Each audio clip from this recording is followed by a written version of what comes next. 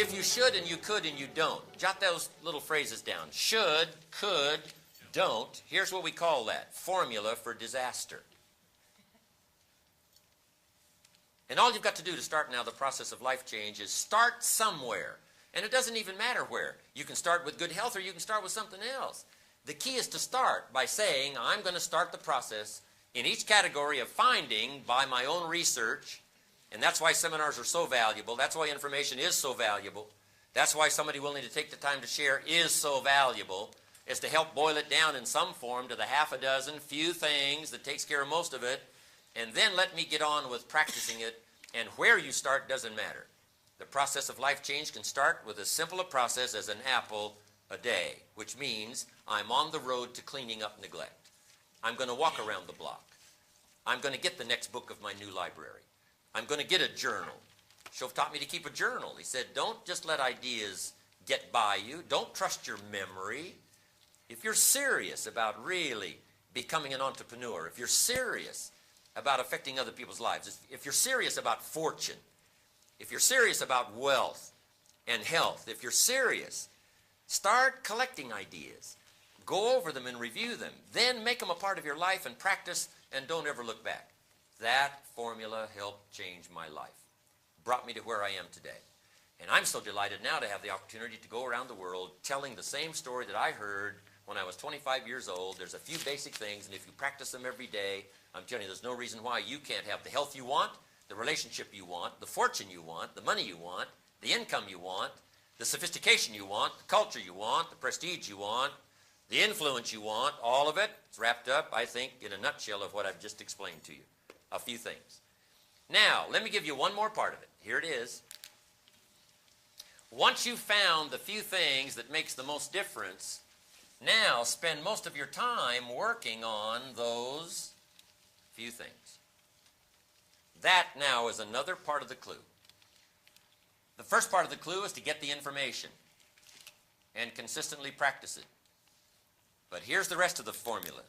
Spend most of your time on it.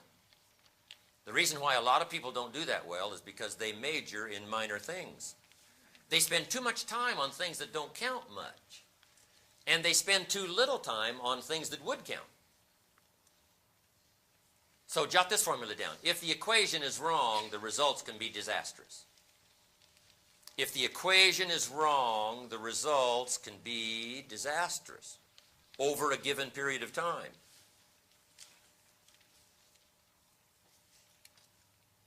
Here's a guy in the last 10 years who's bought 2,000 donuts and 2 books. And this guy says, you know, my life isn't working well. Well, anybody in this audience could give him a seminar, right? Once we knew these numbers, here's what we might suggest to this guy.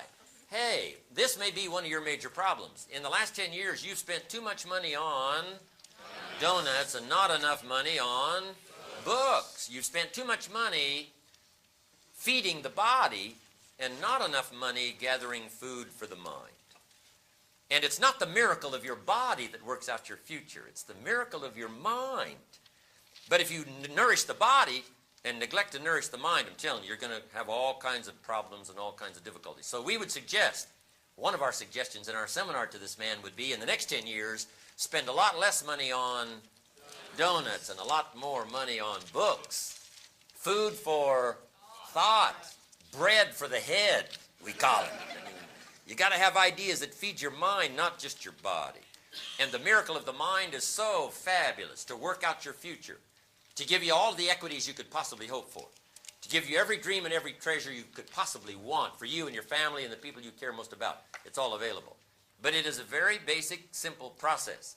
Once you've found the few things, spend most of your time and money working on those few things. Okay, we call these basics. Basics. Fundamentals, another good word. If you're going to play football, you got to learn the fundamentals. And there's about how many? There's about a half a dozen, right? That'll make you good at it if you practice those half a dozen. A few other things, yes, but the half a dozen are what's important to lay the groundwork. Basics, fundamentals. Now let's talk about the fundamentals of life. Let me give you this little series to jot down. Number one, fundamentals of life. Number one, there's just a few. There's just a few fundamentals of life. About a half dozen? About a half a dozen. Fundamentals of life, there's just a few. Here's number two. Once you know them, you know them. I mean, there's nothing difficult here. It's pretty easy to figure out why people are broke, and it's pretty easy to figure out how people get rich. It's no big deal. Fundamentals of life. Number one, there's just a few. Number two, once you know them, you know them. Now here's number three. There's no new ones. Written history's what? About 6,000 years. There's nothing new here. Now, there might be a new way to say it. There might be a new way to apply it to the 20th century, getting ready for century 21. But this stuff is basic, it's old, it's fundamental. So be aware of somebody who comes along and says, we got new truth. Say, no, you can't have new truth. Truth is old. So be a little suspicious. If a guy says, we're manufacturing antiques, you got to come watch our plant. Wouldn't you be a little suspicious? You say, no, you can't manufacture antiques. Antiques are what? Old. So antiques are like truth. Truth is old. Now, just because you've discovered it is no sign it's new. Say, no, truth is old. The fundamentals go way back. The fundamentals of sowing and reaping go way back. The fundamentals, good, evil, go way back. I mean, there's nothing new here. All we need to do, though, is to just bring our intellectual discovery process to bear and see if we can't find those few things. Then the rest of it is to get busy practicing those few things. We might all agree on number one, philosophy. This is where the value of human life begins to show versus all other life forms. I call it simply a guidance system. Settling on certain questions and making decisions about what direction in life you're going to take. Setting goals, making plans, this guidance system. I've boiled it down to each one's personal philosophy, a guidance system. And we all need a guidance system for two reasons. For your notes, number one, to avoid the dangers. Somebody's got to give us some clues first on how to avoid the dangers. And number two, to take advantage of the opportunities. To see and understand the opportunities, take advantage, and to avoid the dangers. It's about as simple as I can put it. A guidance system necessary to do that while we journey on the planet spinning through space. Philosophy. To develop this guidance system, we use our mind to think and to process ideas and information. It's about as simple as I can put it. That process helps us to develop this guidance system. Now, interestingly enough, only humans have this unique ability of all life forms on Earth. Dogs don't have it, alligators don't have it, spiders don't have it. Only humans have the ability to use their mind to think and process ideas and information and adjust this guidance system, however necessary, to make your dreams come true, to avoid more dangers, maximize more opportunities, and enrich your life. Only humans can do this. All of the life form is driven by the genetic code and instinct. A goose can only fly which direction in the winter? South. How come a goose has to go south in the winter? Because he's a goose. He can't go any other direction. But not true human beings. Human beings can go north. They can go south. They can go east. They can go west. Human beings can live one way for 5 years and then tear up that script and live another way for the next 5 years. Only humans can do that. It's unbelievable. Humans can double their income, triple their income, live one way for a while, totally scrap that idea, live another way for the next few years of their life. It's unbelievable. Humans can do this. Now, let me give you my best opinion. I get paid staggering money for my opinion, so please write it down. My opinion. Here's my opinion. Each person's philosophy is the major factor in how your life works out. Each person's philosophy is the major factor in how your life works out.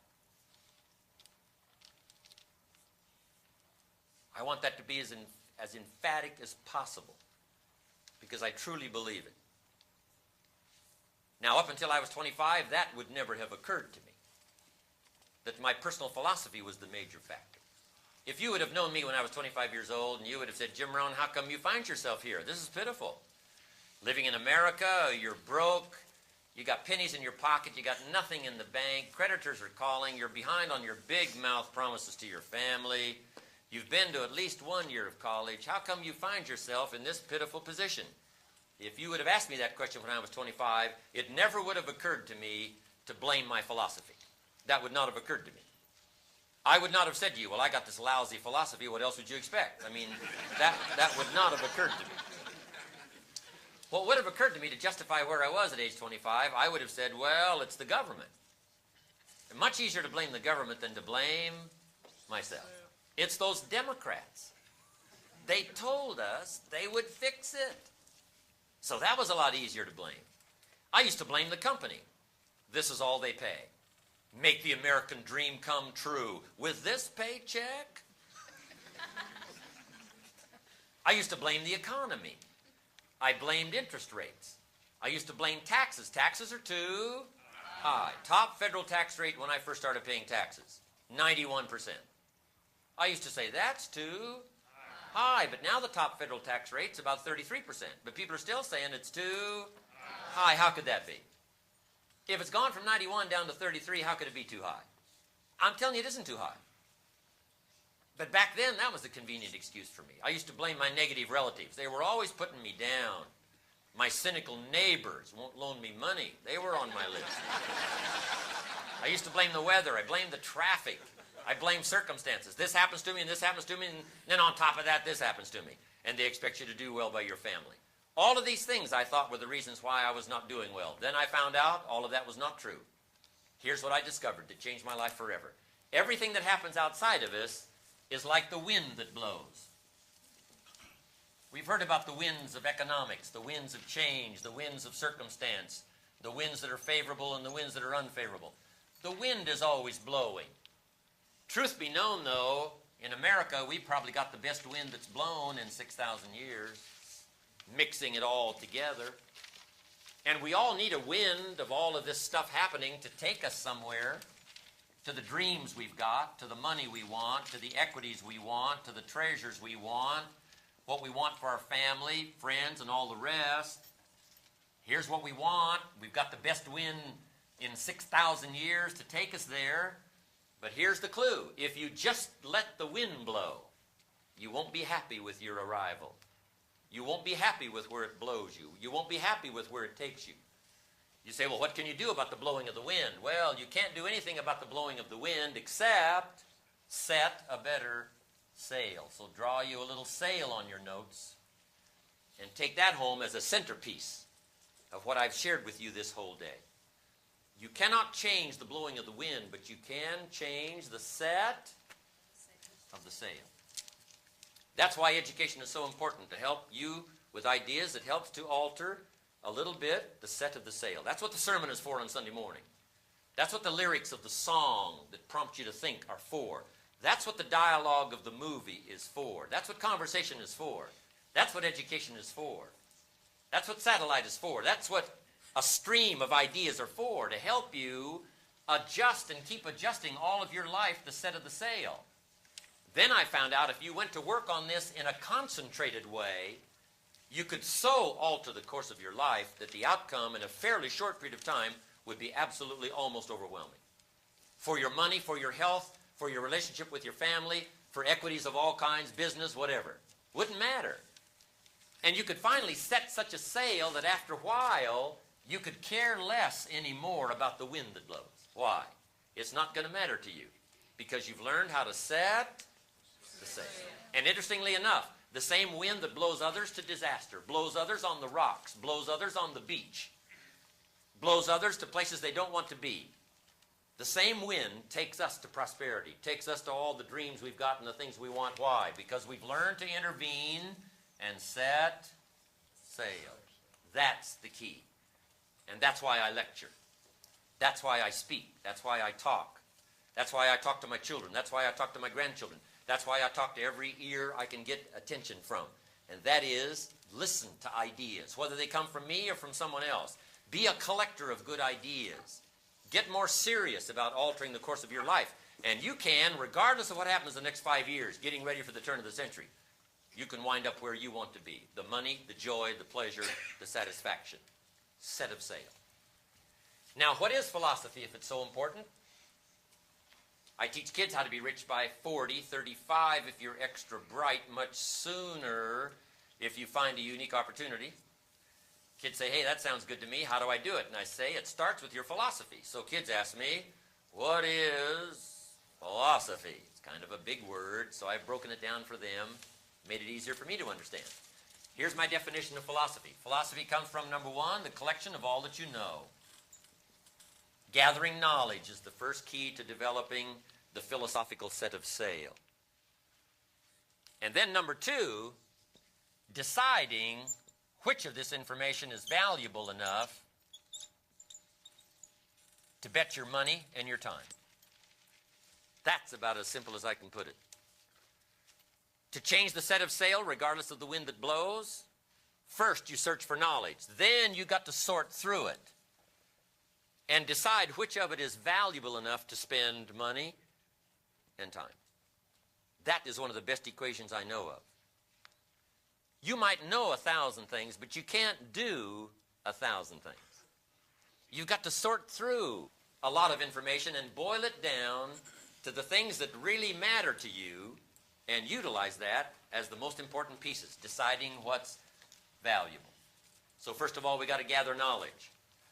When I have a chance to talk to my high school friends, first thing I tell them is, you got to have the information. Get it while you're here. Don't leave school without it. It's one of my little phrases for my high school friends. What they teach here, what you think of it, that's up to you. What you're going to do with it, that'll soon be up to you. But right now, this is the important thing, is to get it. You can sort through it. You can cast aside whatever's not going to work for you in the future. But the important thing is to be serious enough to get it. Okay? I teach them there's nothing worse than being stupid. Right? Being broke is bad, but being stupid's what's bad. And what's really bad is being broke and stupid. Nothing much worse than that unless you're sick. Right? Sick, broke, and stupid. That's about it. Unless you're ugly. But surely that would do it. Ugly, sick, broke, and stupid. Life's most negative scenario. So number one, you've got to know. You've got to have the information. Now, where do we get ideas and information? We've got this marvelous ability here, like no other life form on earth has, to alter the course of our life. You don't have to keep flying south. If south is not getting you the money and the joy and the pleasure, I'm telling you, you can alter the course. You're not like just a blind animal that has to be driven by instinct and the genetic code. So, if we want to change our life, we've just got to use this marvelous mechanism to gather more ideas and information and see if it'll pay off for us. So where do we get this? Jot this down. Number one, from PE, I call it personal experience. Just make it a point from now on to learn more from your own personal experience. That's probably the best university in the world. Your own personal experience. You've been through enough that could teach you. Personal experience. Log the questions from your personal experience. Log the answers from your personal experience. Right? Learning is the beginning of wealth. Learning is the beginning of health. And here's where it can all start. Paying more attention to your own personal experience. One way to learn to do it right is what? Do it wrong. That's one way to learn. Now the key is, don't let it take too long. If you've done it wrong for 10 years, we suggest that's long enough. We don't suggest 10 more years just to prove a point. No. You can prove any point in 10 years. In 10 years, your health disciplines will be on track or what? Off track. Your financial independence will be on track or off track. It doesn't take that long to come to the conclusion based on your own personal experience, whether you're on track or off track. In a few years, you've either got the breath or you haven't got the breath. You got the money or you haven't got the money. You've got the self-esteem or you haven't got the self-esteem. I mean, it doesn't take much from your personal experience. Schoaf was swift to point out my personal experience. He said, let's learn from that. He said, Mr. Rohn, you've been working 6 years. I said, yes, sir. He said, how are you doing? I said, not very well. He said, I suggest you not do that anymore. What a swift analysis of my current situation. He said, couldn't we find out what happened the last 6 years so that you can alter the course the next 6 years? That had never occurred to me. He said, I'm telling you, we can learn so much from the last 6 that we can make the next 6 years totally different than the last 6. And that's exactly what he did for me. That second 6 years, my life so swiftly changed. It was absolutely incredible. At age 25, I was broke. At age 31, I was rich. And he said, Mr. Rohn, if you'll make these changes starting today, he said, the next 6 years of your life will be totally different than the last 6. I took him up on that. So now let me give you that promise. In case you have to leave early, here's the promise that changed my life for your notes. He said, if you will change, everything will change for you. If you will change, everything will change for you. Before I heard that promise, up until age 25, I used to go through the day with my fingers crossed, hoping things would change. Hoping my boss would change, hoping the company would change, hoping the weather would change, certainly hoping circumstances would change, hoping the wind would change, hoping the economy would change, something would change that would give me a better chance to have a better life. Then I found out that's not what needs to change. It's going to be like it's going to be. Politics are going to be like they're going to be. Unlevel playing field, it's going to be like it's going to be. Right? The races, the mix, it's all going to be like it's going to be. The difference is going to be you. But he said, if you will change, everything will change. But then he also gave me the warning. Here it is. If you don't change, nothing will change. And he said, the next 6 years of your life will be just like the last 6.